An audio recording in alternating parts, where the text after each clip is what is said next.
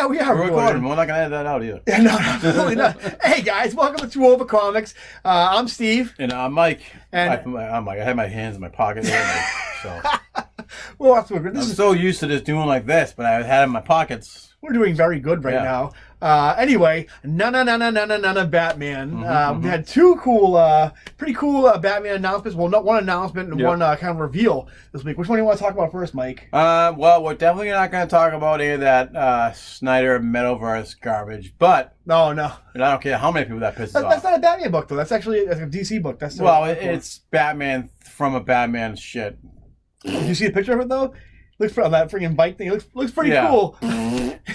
Capullo does draw a good Batman. He does. Though. I'll give him that. But I'm not a fan of Snyder. I get why people like him. That's fine. But anyway, we're not going to talk about that anyway. Which one are we going to talk about first? So, two we were originally going to talk about. Two originally that came out last week, and it was the. Let's talk about shit right into it. The Matt Reeves Pattinson Batman suit. We got the camera test for the Batman costume that we're going to see in the upcoming 2021. The Batman movie. What do you think about it, Mike? So I like it, but I'm all over the place on my opinion on it because it kind of has a bunch of different genres mixed into this suit. Yep. It has like the Adam West original. Original, like his first ever suit. Like the faceplate thing. Yeah. It always has like the eyebrow things in it too. Yeah. That's might just be the lighting too. We haven't seen it in color yet either. All we've seen is the. Yeah, and at the same time, that same mask looks very noir-esque. And I know Matt Reeves said he wanted to do kind of like a noir Batman. I think when he was talking about that, he was more talking about the detective aspect. Yeah. Like the story-wise. But even like the mask kind of looked like it was like leather-ish. Looks a little Gotham by Gaslight. Even with the cape and the collar, it looks a little Gotham by Gaslight. Yeah. And then he has the body armor, which is very Arkham City-esque, which is great. And it looks like they took that from another book too, where he puts the Joe Chill's gun that was from his chest. A story in Detective 1000 that Kevin Smith did with I think it was with Jim Lee, maybe not Jim Lee. Yeah, I think it was Jim Lee. Yeah, it was definitely written by Kevin Smith though. Which I don't. Maybe I just don't know enough about guns, but to me it doesn't even. I thought it was more like a weapon you could pull out of there. Yeah. But I mean, apparently it is. Which I mean, I don't really care. I mean, it kind of sucks if he gets that suit damaged though. It kind of sucks because it's like you get another Joe Chill gun. Yeah, but I mean. I don't know. I don't really mind it. I think the costume looks great. Yeah, it does. So I mean, like I said, I'm mixed on it, but they haven't added any special effects to it yet. It's just the first version of the costume. They might tweak it here and there. They always do. We haven't even seen the color of it yet. No. And again, I haven't been excited about a DC movie in so long. And I can't wait for this movie to come out. I'm always excited about every DC movie. I'm not exactly. Sometimes my excitement isn't always rewarded when I see them, but I'm always excited for all these movies. I'm a huge Batman fan. I'm a big Batman fan. He's probably I think he's my second favorite of the main two of superhero characters. Is probably Spider-Man, then Batman. But I think the costume, it looks very. I remember hearing a long time ago that Matt Reeves wanted to take versions of the Batman '66 show with Adam West and kind of update them a little bit. And for a while, I didn't hear anything about it. And I thought maybe I just imagined that whole him saying that. But then I saw the costume and I'm like, oh, clearly. This is like the Adam West inspired mask. It looks very Gotham by Gaslight. It looks he looks really thin. And my wife even said too when she saw it, she goes, when I first heard Robert Pattinson playing Batman, I'm like, he doesn't have the face for that. But then he definitely has the jawline for it. And a lot of people were comparing like Ben Affleck's Batman, which is funny because when Ben Affleck got introduced as Batman, people were like, "Fuck Ben Affleck." I think every person who ever plays a Batsuit, they all hate it, and then they see it and they love it. Well, the thing is, people shit on Ben Affleck as Batman up until they announced the new Batman. Yeah. I think the only person I didn't hear any guff about as far as Batman playing was probably when Val Kilmer got announced. Yeah. Only because he was kind of like a pretty. Everybody knew he was a really good actor. Because he just came off of I think Tombstone at that point. Yeah. But other than that, everybody always complains about Batman. They'll complain about this one until, and they'll keep on complaining about it until another Batman gets announced. Yeah. I'm kind of like excited to see a more thin, more agile Batman.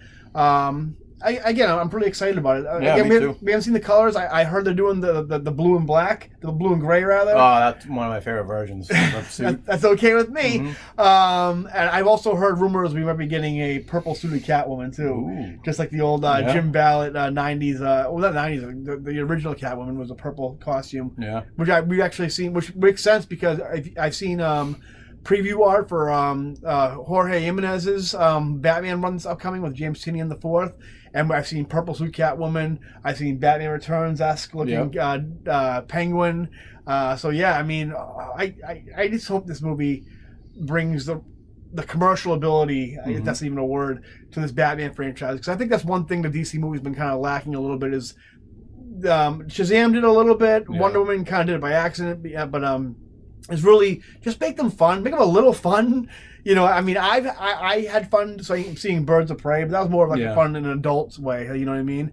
But I think that's the one thing Marvel has over, well, a couple of things, but has over DC is like, you just make them fun. They're superheroes. They're comic book characters. Make them fun. Yeah, you don't need to make every single one dark. Yeah, I mean, Batman's a dark character, but I mean, like, there's different interpretations of Batman, like Brave and the Bold and Justice League Action, just and obviously the Adam West show. I think it's, I mean, like, take it seriously, but also make it a little fun, make it a little colorful, make it so you can sell some action figures, and your kid, you can take your kids to see a Batman movie. Which you definitely can't make Superman dark, but no, but I feel like I haven't been able to take my kids to a Batman movie in the past, like, you know, like 15 years. I mean, like, you know, like, from like the Nolan movies, which are more cerebral, and like, you know, and then you had like the Snyder ones, which are like Batman's like full on like a serial killer, which I mean, which he kills the Snyder movies, but I mean, he's like a mass murderer in the Burton movies. Which a lot of people kind of give a pass to. Yeah, so all the people complaining about Ben Affleck Batman killing are all the ones love Batman Returns and Batman 89. In Batman 89 and Batman Returns, and even in the Batman Forever, he has no problem killing anybody who looks at him wrong. Yeah, and they're still my favorite Batman movies. Yeah, but still, I mean, he does kill. He drops a clown in a barrel and throws a bomb down in it, so he's not surviving that. He throws up coins at Harvey Dent on a scaffold and then watches him up to his death. You know, Batman is this sociopath. But anyway, I think it looks cool. I like the music they play with it. I'm again, this just reaffirms I'm so excited to see this movie. Yeah, can't wait. It looks like they're doing a lot of things differently, which is something anybody who watches this channel knows I'm a big fan of. Yeah. Is deviation. You know what I mean? Keep the core elements of the characters, but like, take some liberties, and make things fun and exciting for a new generation. And that's all I really have to say about that. Yeah, I mean, my biggest thing is I can't wait to shut up all these fans about Paris and Batman. And I can't stress it enough.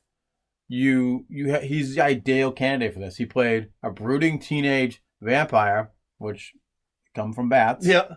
And he's now going to play a brooding adult male for Complex in a bat suit.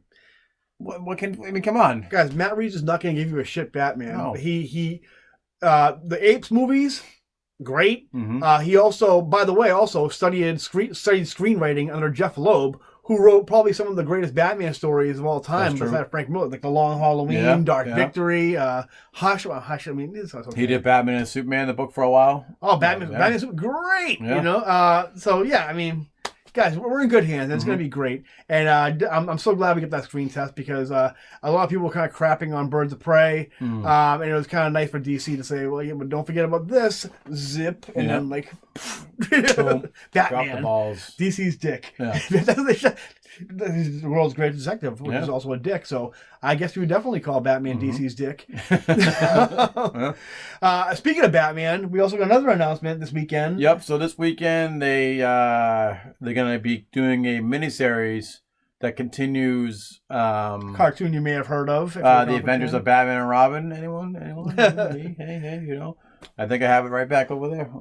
Which is being written by Paul Dini. Yep, Paul Dini. I think the artwork is going to be very similar. Yep. I was a little thrown off at first with the first cover I saw that clearly was not I think it's the animation style. Tony Daniel. Pretty much. So I think just the covers or the variants will be, you know, not looking like that style, but Yeah, I can't wait to see what they're gonna do with this. First, talk about the art style. Do you prefer them doing like the animated series style? Or would you rather somebody do those characters, that universe, but in a more like contemporary art style that they have right now? Like, would you rather see somebody like Greg Capullo draw that, but just use the designs from the cartoon? Or I think I'd rather see, just for that particular Batman, I'd like to see it similar to the style of the cartoon. Yeah. They're kind of doing that with Batman Beyond. Yep. Somewhat similar. Even when Jurgens was drawing it, he kind of was similar to that style. They had a bunch of artists on the Batman Beyond book that were always similar to that style. So I'm down with if Capullo did it, but it was more in that style. Yeah. But because to me, it had to be that style no matter what. Yeah, because I didn't see. I mean, obviously we only see that cover image of them running like on the rooftop. But the thing is, they say like but it's like they did this when the show was out. You know what I mean? Yeah. So I don't know why it's such a huge deal. I mean, I'm excited because I think Paul Dini is a great Batman writer. Bruce Timm's probably my favorite Batman artist. Although I'm sure he's not drawing anything, maybe covers something like that. Yeah. But and I do love that universe. But it just seems like people are making a huge deal out of it. Like, it's like, like, oh my God, can you believe they're continuing the adventures? I'm like, well, yeah, they did that when a companion comic while the show was out. I mean, that's cool. I mean, I we'll see what happens. You know what I mean? Well, this one's gonna introduce Jason Todd. Okay. As I don't know if he's gonna be another Robin or just Jason Todd version of. Which is weird because the Tim Drake they used in the he was a combination of Tim Drake. Of them, yeah. It was basically just Jason Todd named Tim Drake. That's really the only thing, and it takes place before the events of Return of the Joker, where Tim Drake becomes a little Joker. Oh, okay. Joker Robin, so to speak. So kind of Superman Returns-ing it. Like. Yeah, so this, I mean, obviously it's going to take place it's probably like season 8 or whatever they ended in. I think it was, season 6? I don't know, but it's going to be like how if the Buffy and Angel book took place. Oh, it was the next, yeah. So it'll be something like that. I'm excited. I'm on board. I'll definitely pick it up. I'll definitely read it. Yeah, I don't know what to expect. I mean, I mean, like, cool. I like that universe. I like those. I like a lot of the designs, and I guess I'll see where they go with it. I guess. But they gotta keep it at a miniseries. Yeah. Yeah. Making me so excited. I'm yawning.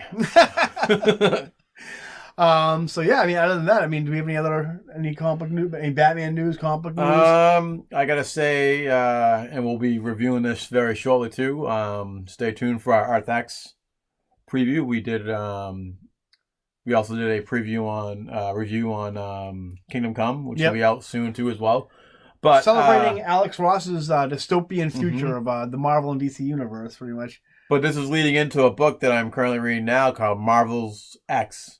Is that a miniseries? Or? It's a miniseries where he's doing the covers. He's kind of doing the plots along with Kruger. His old Earth X partner. Yeah. Jim Kruger. And I got to say, I haven't looked forward to a comic book in so long, to the point where I can't wait for it to come out. And Marvel's X, I can't wait for this book to come out every month. I wish it was bi-weekly, but it can't be.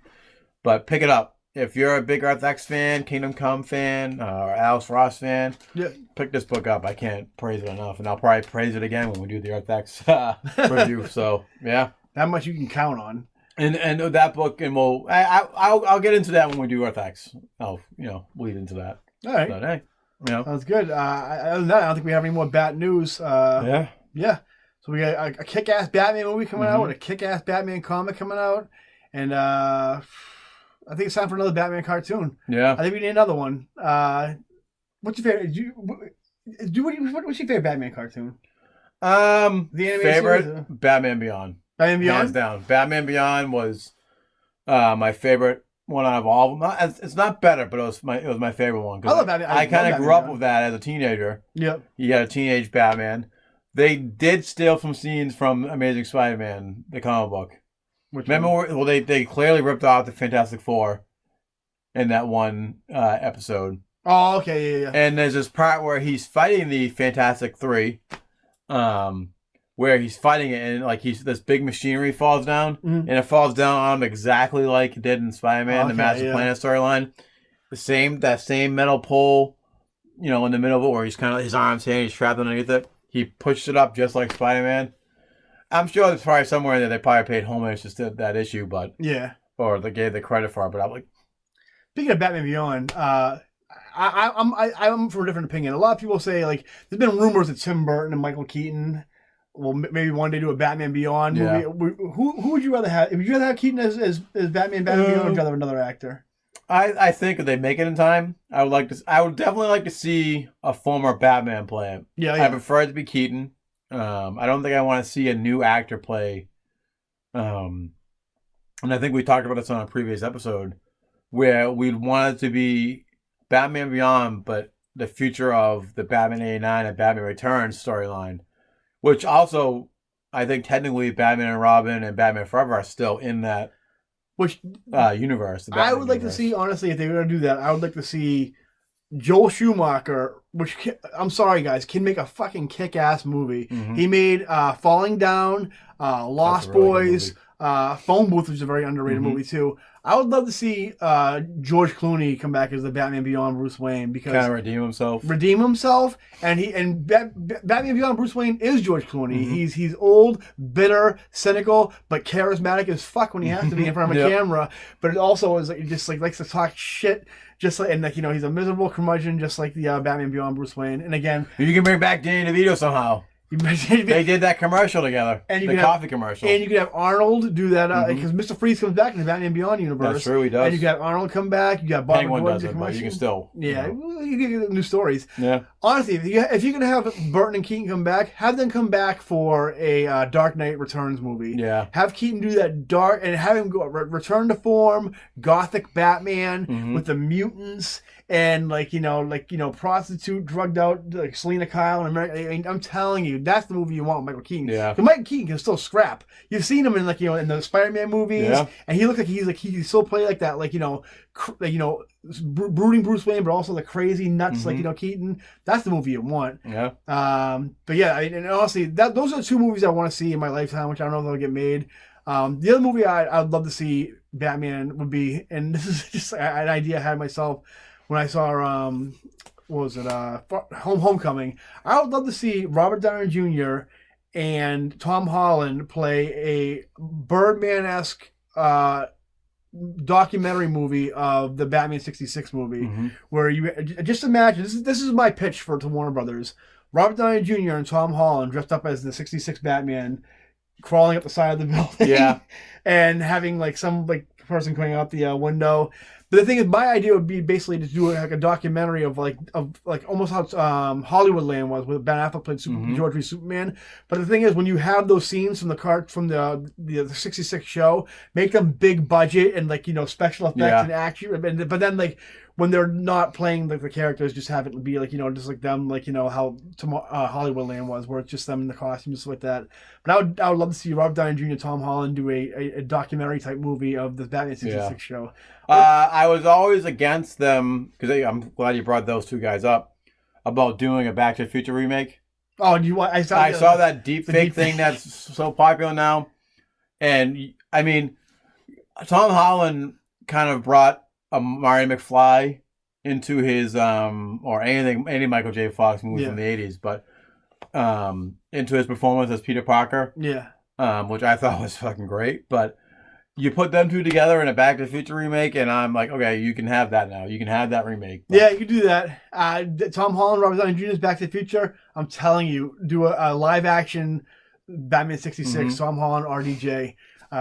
Printing money, guys. Printing money. Listen, once their contract's up for Marvel, they can do that. It's true, yeah. Which I think he's doing stuff for Universal and stuff like that. So I mean, I don't think he's tied down to Disney. I don't think he is anymore, no. And Tom Holland definitely isn't, because he's gonna be doing the Venomverse Spider-Man. Yeah.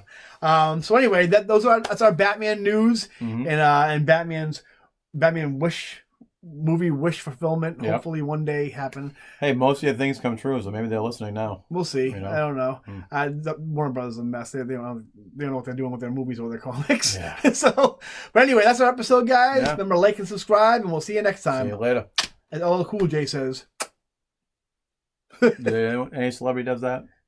Probably Jr. does that. Oh, yeah.